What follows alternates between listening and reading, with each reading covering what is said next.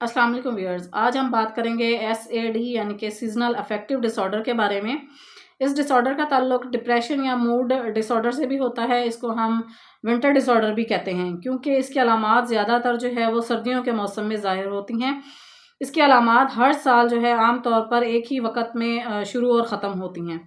इसकी बहुत बड़ी वजह ये होती है कि सर्दियों में चूँकि सूरज की रोशनी कम होती है, जिसकी वजह से कुछ अफराद जो हैं वो बहुत अफ़सुर्दगी फ़ील करते हैं या उनका एनर्जी लेवल कम होता है। इसके अंदर बहुत इंपॉर्टेंट रोल है हमारे न्यूरोट्रांसमीटर्स का। अगर वो डिस्टर्ब हो जाए, उनका जो लेवल है वो इम्बैलेंस हो जाए, तो जो है जैसे कि सेरोटोनिन या मेलाटोनिन, तो उसकी वजह से जो है हमारा एनर्जी लेवल कम होता है और हमारे अंदर जो है वो मूड की फीलिंग्स आती हैं।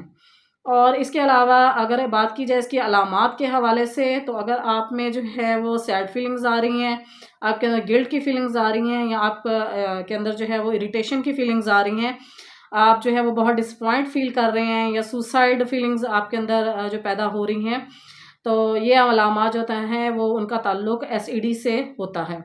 इसके अलावा जो है अगर आपका एनर्जी लेवल कम हो रहा है, आपकी जो है वो नींद डिस्टर्ब हो रही है, आप बहुत ज़्यादा सो रहे हैं और आपको जागने में जो है वो दुश्वारी हो रही है, आपका सोशल इंटरेक्शन जो है वो डिस्टर्ब हो रहा है, आप लोगों से जो है वो ठीक से बातचीत नहीं कर पा रहे, या आपका मूड डिस्टर्ब रहता है, आपके अंदर डिसीजन मेकिंग पावर डिस्टर्ब हो रही है, आपकी भूख में तब्दीली है, जैसे कि कार्बोहाइड्रेट्स की मिकदार में जो है वो ज़्यादती हो जाना, या इसकी ख्वाहिश का ज़्यादा होना।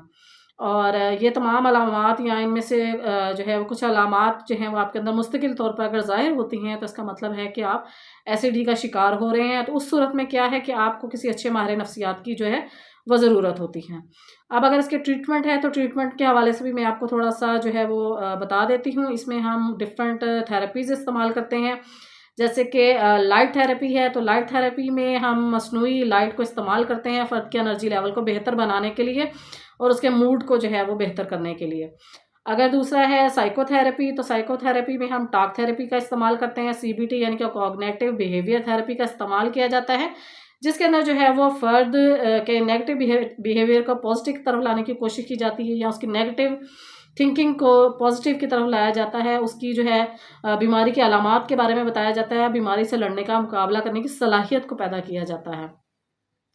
इसी तरह बात करें अगर इसकी मेडिकेशंस के हवाले से, तो इसमें हम एंटी डिप्रेशन मेडिकेशंस जो है वो इस्तेमाल करवाते हैं, जैसे कि SSRI selective serotonin reuptake inhibitors का इस्तेमाल करवाया जाता है, जिससे जो है फ़र्द में जो है SAD की अलामात को काफ़ी हद तक कंट्रोल किया जाता है और फ़र्द बहुत जल्दी जो है वो रिकवरी करना शुरू हो जाता है।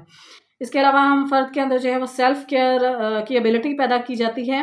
फ़र्द को जो है वो अपनी देखभाल खुद कर सके और उसके अपनी अलामात के बारे में जो है वो जान सके। और एक्सरसाइज़ेज़ करवाई जाती हैं, योगा करवाया जाता है, जिससे फ़र्द का ब्रीथिंग सिस्टम अच्छा होता है, फ़र्द के मसल्स जो है वो बेहतर होते हैं, फ़र्द जो है वो फटीग का शिकार जो है वो नहीं होता है।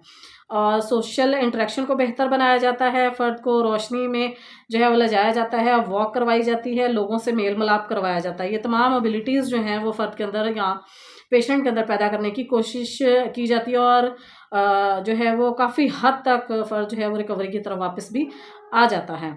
इसी तरह ये है कि अगर आप या आपके जानने में इर्द-गिर्द कोई भी जो है फ़र्द इस तरह के मसाइल से दो-चार है, तो उसके लिए ये है कि उसे इग्नोर नहीं कीजिए, बल्कि उसे किसी अच्छे माहिर नफ्सियात के पास लेके जाएँ और उसके इलाज का जो है वो इंतख़ाब करें। इसके अलावा फ़र्द में जो है वो सेल्फ़ केयर एबिलिटी पैदा की जाती है कि अपनी देखभाल खुद रख सके। फ़र्द की जो है डेली बेसिस पे एक्सरसाइज़ करवाई जाती है, फ़र्द की नींद को जो है वो बेहतर बनाया जाता है, उसका एक नींद का शेड्यूल बनाया जाता है, उसको बरकरार रखने की कोशिश की जाती है। फ़र्द का सोशल इंटरेक्शन बेहतर करवाया जाता है, जब रोशनी होती है तो तब जो है वो अफ़राद को बाहर लेके जाते हैं, उनकी ग्रुप इंटरेक्शन करवाते हैं, वॉक करवाते हैं। इसके अलावा इसमें हम योगा करवाते हैं, जिसके अंदर जो है फ़र्द के मसल्स जो है वो बेहतर फ़ील करते हैं, फ़र्द का ब्रीथिंग लेवल बेहतर होता है।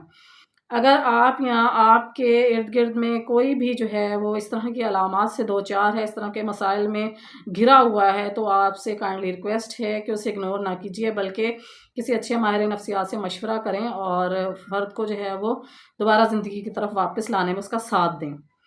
आखिर में एक छोटी-सी रिक्वेस्ट कि अगर आपने हमारे चैनल को सब्सक्राइब नहीं किया, तो उसे लाज़मी सब्सक्राइब कर दें, वीडियो को लाइक कीजिए और शेयर कीजिए। Thank you.